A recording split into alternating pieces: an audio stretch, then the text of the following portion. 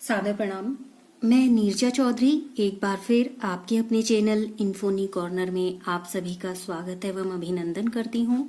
Biotech में हम पढ़ रहे थे जो उसकी थियरीज हैं और जो उसकी प्रोसेस है उसके बारे में, और उसी को कंटिन्यू कर रहे हैं। और क्लोनिंग वेक्टर आज का टॉपिक हमारा इसमें रहेगा।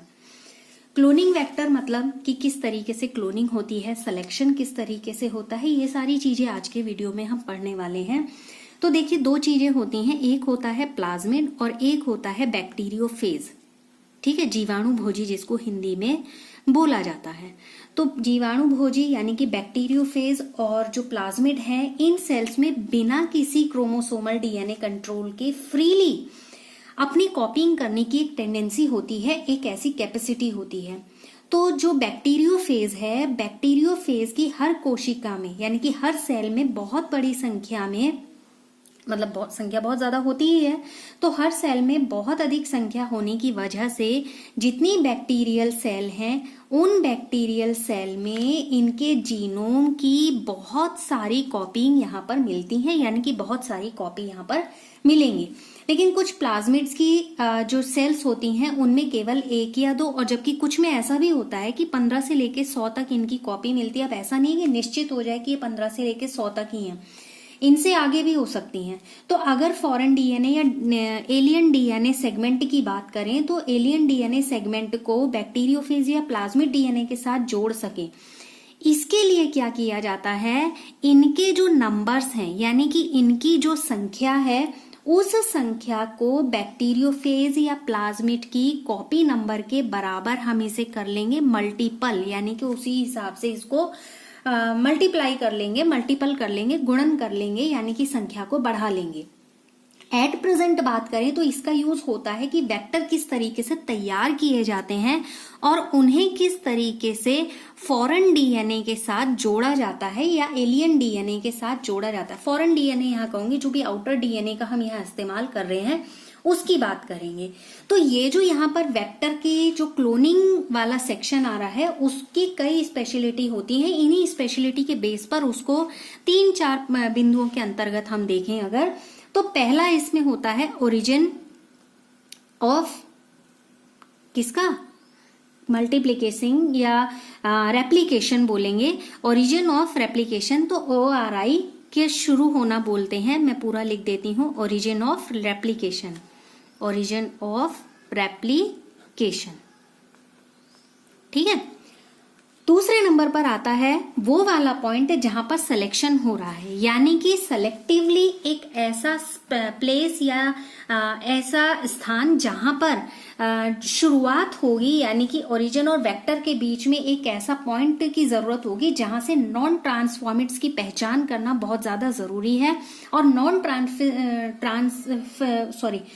ट्रांसफॉर्मेट्स जो होते हैं उनको वहां से रिमूव करना बहुत ज्यादा जरूरी है। तो दूसरे नंबर पर क्या होगा, सिलेक्शन ऑफ पॉइंट। तीसरे नंबर पर होगा क्लोनिंग साइट, उस साइट के बारे में भी पता होना चाहिए जहां पर क्लोनिंग हो रही है। चौथे नंबर पर यहां पर होगा क्लोनिंग, यानी कि वेक्टर के लिए जो क्लोनिंग हो रही है वो क्लोनिंग किस में देखेंगे, हम एनिमल में भी देखेंगे और प्लांट्स में भी देखेंगे। तो ये कुछ बिंदुओं के आधार पर ये आज का जो टॉपिक रहेगा हमारा वो रहेगा। तो सबसे पहले देखिए, हम ORI से स्टार्ट करते हैं, यानी कि origin of replication. Origin of replication क्या है? देखिए, कोई भी चीज या कोई भी प्रक्रिया या कोई भी प्रोसेस जब स्टार्ट होती है तो उसका कहीं ना कहीं से शुरुआत जरूर होती है। तो इसी शुरुआत की हम बात कर रहे हैं कि कहाँ से ये शुरू हो रही है। तो इसमें देखिए, कोई भी एक सीक्वेंस है जहां से एक रेप्लिकेशन की स्टार्टिंग हो रही है, और जब कोई डीएनए का या किसी भी डीएनए की बात कर लें, इस सेगमेंट में उससे ऐड हो जा रहा है। इस चित्र के माध्यम से हम देखेंगे, यहां पर ORI पॉइंट है ये। ठीक है, यहां से क्या हो रहा है, जो ये एप्लीकेशन की पूरी प्रोसेस हो रही है ये यहां से स्टार्ट हो रही है।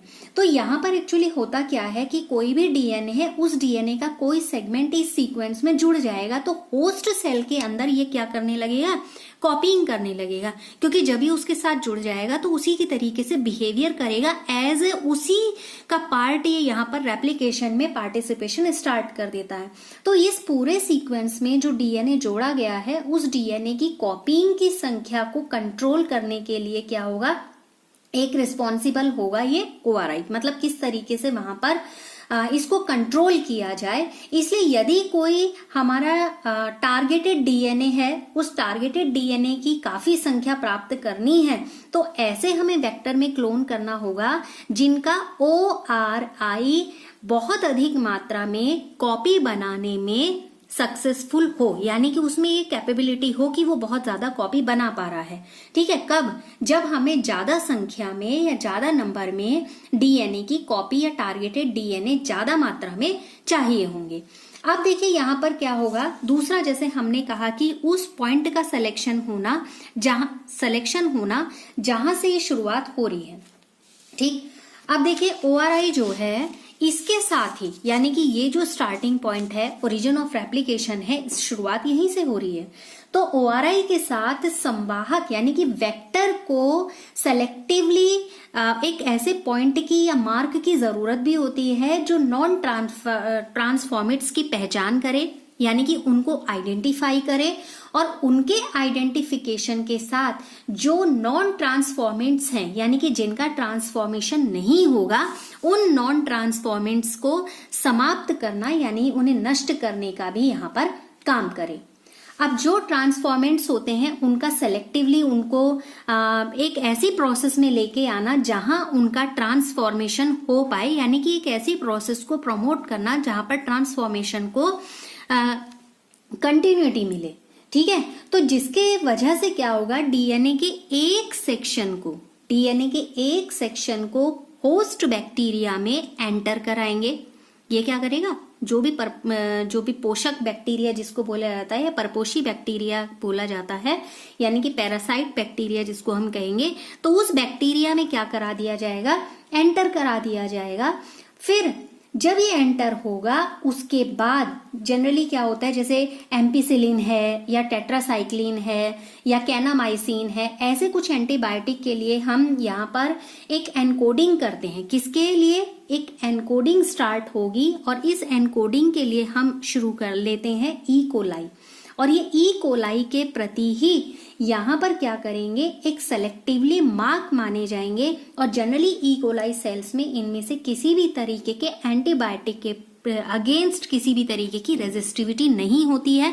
इसीलिए हम क्या करते हैं, ई कोलाई को लेते हैं, क्योंकि क्वेश्चन अराइज होता है कि हम यहाँ ई कोलाई को ही क्यों ले रहे हैं, क्योंकि इसमें क्या होता है, जो ई कोलाई सेल्स होती हैं किसी भी एंटीबायोटिक के लिए रेजिस्टिविटी नहीं होती है, इसलिए यहाँ पर जो हम सेलेक्टिवली पॉइंट ले रहे हैं वो ये ले रहे हैं। फिर आता है हमारा क्लोनिंग साइट, कि क्लोनिंग साइट्स क्या होती हैं। क्लोनिंग साइट्स वो होंगी जहां से क्लोनिंग स्टार्ट होगी। देखिए, जो भी बाहरी डीएनए होगा या एलियन डीएनए होगा, उसको जोड़ने के जो काम करेगा वो कौन काम करेगा, रेस्ट्रिक्शन एंजाइम करेगा। और रेस्ट्रिक्शन जनरली उसको ऐड करने का काम के लिए जो भी हम एंजाइम यूज करते हैं, हमें पता ही उसे रेस्ट्रिक्शन एंजाइम कहते हैं। मॉलिक्यूल जो सीजर की तरीके से काम करते हैं, तो वेक्टर में कुछ या एक ऐसे पॉइंट की पहचान करते हैं जिससे कि क्लोनिंग साइट्स वहां पर आइडेंटिफाई हो जाए।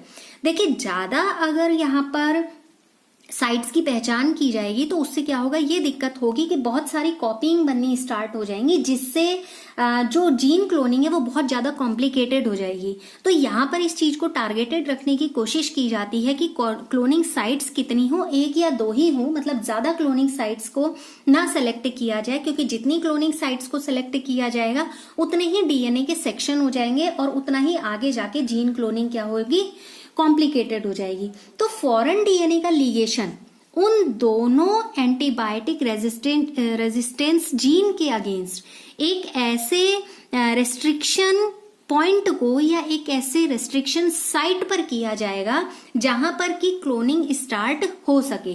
अब इसके लिए देखिए, जैसे यहां पर हम देखते हैं, ये है, मान लीजिए हमने सिलेक्शन कर दिया, ये है हमारा टेट्रासाइक्लिन। ठीक है, ये ऐसा हमने क्या करा, जैसे हम एग्जांपल किसका ले रहे हैं, PBR322 का एग्जांपल ले रहे हैं। तो यहाँ पर डीएनए को वेक्टर PBR322 के साइट्स के लिए, मतलब इसमें क्या स्थित है, टेट्रासाइक्लिन प्रतिरोधी जीन के अगेंस्ट हम इसे क्या कर रहे हैं, जोड़ रहे हैं। जब यहाँ पर जोड़ा जा रहा है तो रिकॉम्बिनेंट प्लाज्मिड का टेट्रासाइक्लिन जो रेजिस्टेंस फॉरेन डीएनए है उसके इंसर्शन से ये क्या हो जाएगा, यहाँ पर समाप्त हो जाएगा। लेकिन जो ट्रांसफॉर्मेंट्स हैं उनको टेट्रासाइक्लिन से जो मीडियम है भरा हुआ, उस टेट्रासाइक्लिन से मतलब फिल मीडियम पर फैलाकर हम इसे नॉन रिकॉम्बिनेंट से अभी भी सेलेक्टिवली यहाँ पर चूज कर सकते हैं, यानी कि उसका सिलेक्शन कर सकते हैं। ठीक है, अब देखिए यहाँ पर आता है एम्पीसाइक्लिन की बात कर रहे हैं या एम्पीसिलिन की बात कर रहे हैं। तो इसमें क्या होगा, जब ये ग्रोथ करेगा तो ग्रोथ करने वाले जितने ट्रांसफॉर्मेंट्स हैं अब टेट्रासाइक्लिन युक्त माध्यम में क्या कर दिए जाएंगे, ट्रांसफर कर दिए जाएंगे। यानी ये दो साइट्स हमने दिखाई हैं जहां पर ये एज ए क्लोनिंग साइट्स के अंतर्गत हम पढ़ रहे हैं। तो ये तो टेट्रासाइक्लिन हो गया और ये हमारे यहाँ पर क्या हो गया, एम्पीसिलिन। तो यहाँ पर जो रिकॉम्बिनेंट होंगे एम्पीसिलिन जो भी मीडियम है उसमें क्या करेगा, ये वृद्धि करेगा, और टेट्रासाइक्लिन वाले मीडियम में ये वृद्धि नहीं करेगा। लेकिन नॉन रिकॉम्बिनेंट दोनों ही एंटीबायोटिक मीडियम में ग्रोथ करना शुरू कर देंगे, यानी कि वहां पर ग्रोथ करेंगे। तो इस तरीके के जो मामले होते हैं या इस तरीके के जो केस होते हैं, इन केसेस में एंटीबायोटिक रेजिस्टेंस जीन जितने ट्रांसफॉर्मेंट्स हैं उनके सिलेक्शन में हेल्प करने का काम करता है। ठीक है, और जबकि जो दूसरा हमारा एंटीबायोटिक रेजिस्टिविटी जीन होगा वो क्या काम करेगा, जो फॉरेन डीएनए है उसके इंसर्शन से इनएक्टिव हो जाएगा। ये ध्यान रखने वाली जरूरत है। ठीक है, उसके इंसर्शन से वो क्या हो जाएगा, इनएक्टिव हो जाएगा, और इस इनएक्टिव होने के बाद यहाँ पर रिकॉम्बिनेंट के सिलेक्शन में हेल्प मिलेगी। हो गया।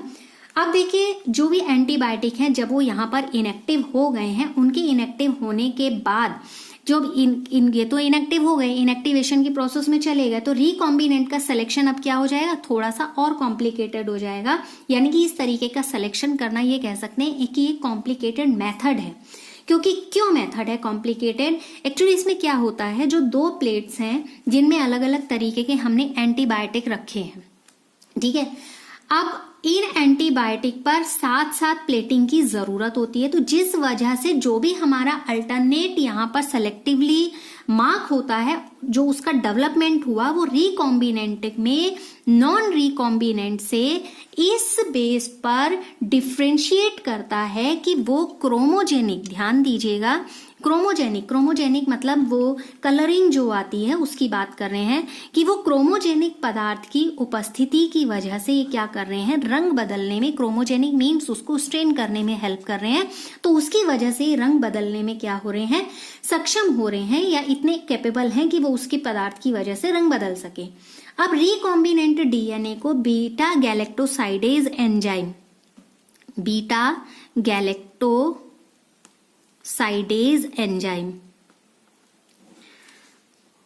ठीक है, बीटा गैलेक्टोसाइडेज एंजाइम की कोडिंग सीक्वेंसिंग में उसको क्या कर दिया जाएगा, ऐड कर दिया जाएगा या वहां पर स्टैब्लिश कर दिया जाएगा, जिससे एंजाइम का क्या होगा, सिंथेसिस होगा।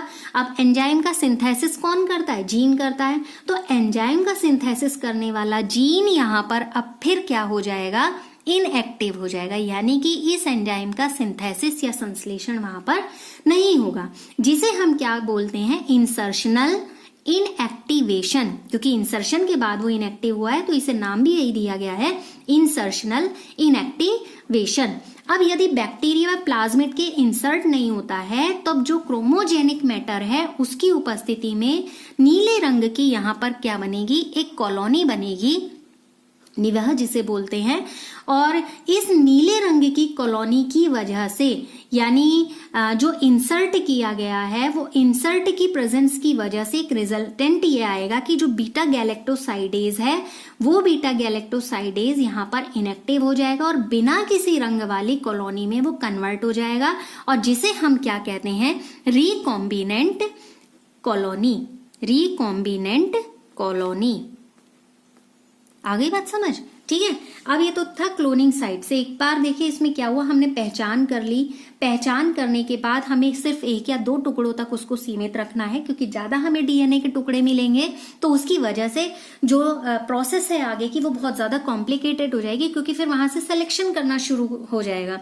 अब जैसे यहाँ पर हमने 2 इसका PBR 322 का यहाँ पर एग्जाम्पल लिया था, और जिसमें हमने यहाँ पर रेजिस्टिविटी जीन 2 की बात की थी, और इसमें हमने कहा कि यहाँ पर क्या होगा, टेट्रासाइक्लिन का एक मीडियम है। फिर इधर हमने बोला जो दूसरा मीडियम हमने एम्पिसिलिन का लिया है, इसमें ग्रोथ होगी, इसमें नहीं होगी, फिर प्रोसेस आगे बढ़ती है। तो यहाँ 2 तरीके के एंटीबायोटिक रेजिस्टिविटी जीन आ जाते हैं, जो एक क्या काम करेगा, यहाँ पर तो उस प्रक्रिया को रोकने का काम कर देता है और यहाँ उस प्रक्रिया को बढ़ाने का काम करता है। तो 2 तरीके के यहाँ पर प्रोसेस होंगी। फिर उसके बाद यहाँ पर जब जो भी एंटीबायोटिक है उसके इनएक्टिवेशन के लिए रिकॉम्बिनेंट का सिलेक्शन होना जरूरी है, लेकिन वो एक सिलेक्शन इजी प्रोसेस नहीं है। उस सिलेक्शन के लिए थोड़ी सी प्रोसेस को और आगे बढ़ाना पड़ता है, मींस प्रोसेस थोड़ी कॉम्प्लिकेटेड हो जाती है।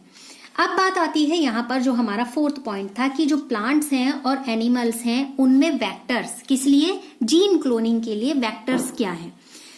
देखिए अगर हम यहाँ पर प्लांट्स और एनिमल्स की बात कर रहे हैं तो जीन को प्लांट और एनिमल से ट्रांसफर करना अभी की बात नहीं है, ये बहुत समय से हम क्या कर रहे हैं, बैक्टीरिया और वायरस से हम सीख चुके हैं कि जो मैटर है वो क्या होता है, ट्रांसफर होता है। अब जो पहले से शुरुआत से काफी लंबे समय से ऐसे प्रयोग होते गए हैं और ऐसा नॉलेज है, तो ऐसे में क्या होता है कि जो यूकैरियोटिक सेल्स हैं, यानी कि जिन्हें हिंदी में बोला जाता है सुकेंद्रकी, ठीक है, जिनमें सुविकसित केंद्रक होता है, यानी कि यूकैरियोटिक सेल्स के ट्रांसफॉर्मेशन के लिए जीन का उपयोग कैसे किया जाए और बैक्टीरिया और वायरस जैसा हम चाहते हैं उस तरीके के जीन में परिवर्तन के लिए कैसे उनको इस्तेमाल किया जाए, यानी कि कैसे उनको अपने प्रयोग के हिसाब से यूज किया जाए। तो यूकैरियोटिक सेल्स के बारे में पहले से ही ये जानकारी थी। जैसे इसको एक एग्जाम्पल के तौर पर ही लेंगे। एग्जाम्पल इसमें दिया गया है एग्रोबैक्टीरियम ट्यूमीफेशियंस, ठीक है। एग्रोबैक्टीरियम ट्यूमीफेशियंस है। जो डाइकॉट्स होते हैं, डाइकॉट्स मीन्स द्विबीजपत्री जिनको बोला जाता है, वो डाइकॉट में क्या करते हैं, एक तरीके का ट्यूमर डेवलप करते हैं, यानी कि एक तरीके के पैथोजन है जो रोग उत्पन्न करते हैं, ठीक है। तो डीएनए का एक सेक्शन टीडीएनए कहते हैं जिसको, उसको ट्रांसफर करके ये इसमें क्या होता है कि एक ट्यूमर में कन्वर्जन हो जाता है, उसको हमने ट्रांसफर कर दिया। और टीडीएनए की बात कर रहे हैं, ये उसको ट्रांसफर करने के बाद क्या करेगा, एक तरीके का ट्यूमर डेवलप करेगा। और ये ट्यूमर क्या काम करेंगे, जो पैथोजन है उन पैथोजन के अगेंस्ट स्पेशल तरीके के केमिकल को प्रोड्यूस करते हैं, और जिस वजह से यहाँ पर जो रोगजनक है उसके बढ़ने के लिए जो केमिकल चाहिए वो नेसेसरी केमिकल ये प्रोवाइड कराते हैं और वहां पर ट्यूमर को बढ़ाने का काम करते हैं। इसी तरीके से एनिमल की बात करें, जो हम एग्जांपल पहले भी पढ़ चुके हैं रेट्रोवायरस का। ये रेट्रोवायरस जनरली जो सेल्स होती हैं उन सेल्स को किस में कन्वर्ट करता है, कैंसर सेल में कन्वर्ट करने का काम करता है। यहाँ पर यूकैरियोटिक जो भी परपोषी होगा उसमें जीन स्थानांतरण की एक स्पेशल तरीके की आर्ट है, और इस विधि से क्या होता है, ये ट्यूमर को प्रमोट करने का काम करते हैं, यानी कि उसे बढ़ाते हैं। अब यहाँ पर एग्रोबैक्टीरियम का ही उदाहरण लें। एग्रोबैक्टीरियम ट्यूमीफेशियंस का यहाँ टीआई, ठीक है, टीआई प्लाज्मिड क्लोनिंग यहाँ पर की जाती है, और इसके बाद वो रोग यहाँ से प्लांट में दूर किया जा सकता है। किसके थ्रू, इसके थ्रू, और बायोटेक का इस्तेमाल करके प्लांट को उस रोग से मुक्ति दिलाई जा सकती है। ठीक इसी तरीके से रेट्रोवायरस की बात है कि हम क्या करते हैं, रेट्रोवायरस को अगर हमने बेनिफिशियरी में कन्वर्ट करना है, यानी कि उसे जो नुकसान कर रहा है रेट्रोवायरस ह्यूमन में, उस नुकसान को घटाकर हमें उस किसमें कन्वर्ट करना है, उस वायरस को कन्वर्ट करना है कि वो मनुष्य के लिए या जंतुओं के लिए या एनिमल्स के लिए बेनिफिशियरी हो, तो हम क्या करते हैं, जो भी डिजायर्ड जीन है उस डिजायर्ड जीन को ट्रांसफॉर्म करते हैं और ट्रांसफॉर्म करने के बाद उसका हम यूज करते हैं। और जिस तरीके से एक जीन या डीएनए के सेक्शन को हम एक ऐसे वेक्टर के साथ जोड़ देते हैं जहां पर कि उसको बैक्टीरिया में, प्लांट में या एनिमल में ट्रांसफॉर्म किया जाए, यानी कि ऐसी सेल में उसको भेजेंगे जहां पर उसका मल्टीप्लिकेशन हो सके। तो ये तो था कि किस तरीके से यहाँ जो प्रोसेस हो रही है वो किस तरीके से प्रोसेस कंप्लीट हो रही है, यानी कि क्लोनिंग वेक्टर से संबंधित। अब यहाँ पर एक छोटा सा और टॉपिक ले लेते हैं। इस टॉपिक में है हमारा कि जो रिकॉम्बिनेंट डीएनए है उसके साथ किस तरीके से ट्रांसफॉर्मेशन होता है। एक बहुत अच्छा क्वेश्चन है जो एग्जाम में आया है कि डीएनए मॉलिक्यूल किस तरीके का है। तो डीएनए मॉलिक्यूल है हाइड्रोफिलिक, ठीक है।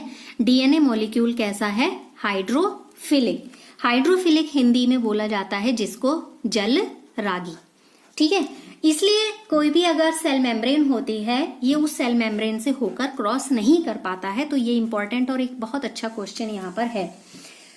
देखिए, जीवाणु जो जितने भी हैं, यानी कि बैक्टीरिया को प्लाज्मिड के लिए अगर बाइंड करना है तो उससे पहले जानने की जरूरत है या ये जरूरी है कि जो बैक्टीरियल सेल है उसको डीएनए लेने के लिए योग्य बनाया जाए कि अगर हमें चेंज करना है तो वो बैक्टीरियल सेल उतनी कैपेबल हो कि वो जो डीएनए का इंसर्शन हो रहा है या जो डीएनए उसको देने की कोशिश हो रही है वो उस योग्य हो कि वो उसे ले सके।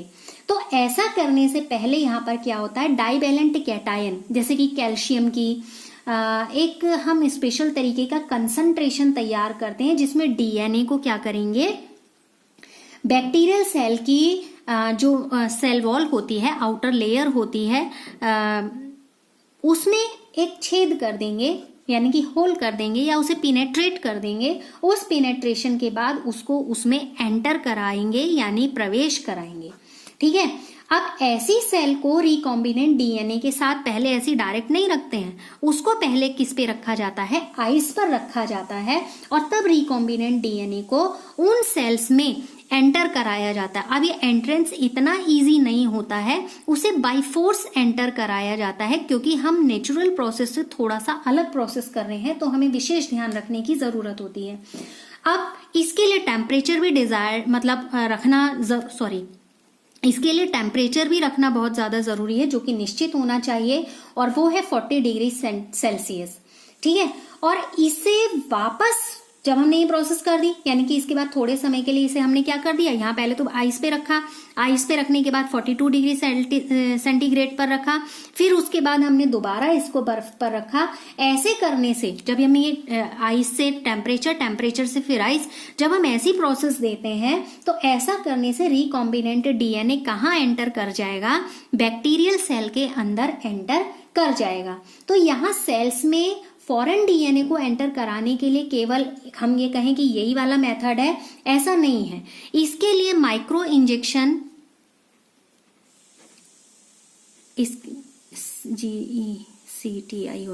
माइक्रो इंजेक्शन भी एक प्रोसेस है जिसमें रिकॉम्बिनेंट डीएनए को सीधे हम क्या करते हैं, जो भी एनिमल सेल होती है उस एनिमल सेल के न्यूक्लियस में यानी कि उसके केंद्रक में डायरेक्ट इंसर्ट करा देते हैं। और दूसरी विधि जो प्लांट्स के लिए यूजफुल है उसमें सेल्स का डीएनए से क्या किया जाएगा, कोटिंग की जाएगी और फिर यहाँ पर टंगस्टन का हाई वोल्टेज जो माइक्रो मॉलिक्यूल्स हैं उनके साथ बम्बार्डमेंट होगा और जिसे बोला जाता है जीन गन, ठीक है। ये जीन गन क्या है इसको ध्यान में रखिएगा, इंपॉर्टेंट क्वेश्चन आता है। जीन गन क्या होता है, जब प्लांट के लिए, जीन गन किसके लिए बेनिफिशियरी है, प्लांट्स के लिए बेनिफिशियरी है, यानी कि प्लांट के लिए यूज किया जाता है। जब सेल्स पर डीएनए से क्या होगा, एक कोटिंग होगी और वहां पर टंगस्टन से क्या होगा, जो माइक्रो मॉलिक्यूल्स हैं उनकी बम्बार्डमेंट होगी, तो बाइलिस्टिक भी बोला जाता है इसको और जीन गन भी इसको बोला जाता है। लास्ट मेथड ये होता है कि जिसमें हार्मफुल पैथोजेंस को वेक्टर का यूज किया जाता है और इन वेक्टर्स को जब सेल्स को इन्फेक्टेड करने दिया जाता है तभी रिकॉम्बिनेंट डीएनए को परपोषी में क्या कर देंगे, ट्रांसफर कर देंगे। तो इस तरीके से रिकॉम्बिनेंट डीएनए के निर्माण के बहुत अलग अलग तरीके हैं और प्लांट के लिए अलग हैं, बैक्टीरियल सेल्स के लिए अलग हैं और एनिमल्स के लिए अलग हैं। तो यहाँ पर हम क्या करेंगे कि किस तरीके से रिकॉम्बिनेंट डीएनए का ट्रांसफॉर्मेशन हो रहा है। वो ट्रांसफॉर्मेशन माइक्रो इंजेक्शन हो गया, जीन गन हो गया, और डायरेक्टली यहाँ पर एक जो प्रोसेस हमने ली जिसमें डाइवेलेंट कैटायन का हमने यूज किया। डाइवेलेंट कैटायन क्या लिया, जैसे कि कैल्शियम का एग्जाम्पल यहाँ पर हमने लिया। तो फिलहाल आज के सेशन में इतनी ही बात करेंगे। अगले सेशन में हम बात करेंगे कि जो डीएनए है, यानी स्पेशली रिकॉम्बिनेंट डीएनए, तो टेक्नोलॉजी के उससे रिलेटेड अलग अलग क्या क्या एस्पेक्ट्स हैं, यानी कि जेनेटिक मटेरियल को किस तरीके से सेपरेट किया जाता है, या जो डीएनए को अलग अलग स्पेशल साइट्स पे काटा जाता है तो वो कैसे काटा जाता है, पीसीआर क्या है। तो ये कुछ बिंदु अगले सेशन में हम लेंगे। फिलहाल आज इतनी ही बात करेंगे। नेक्स्ट सेशन में आपसे जल्दी मिलेंगे। लगातार साथ बने रहने के लिए आप सभी का एक बार फिर बहुत बहुत धन्यवाद।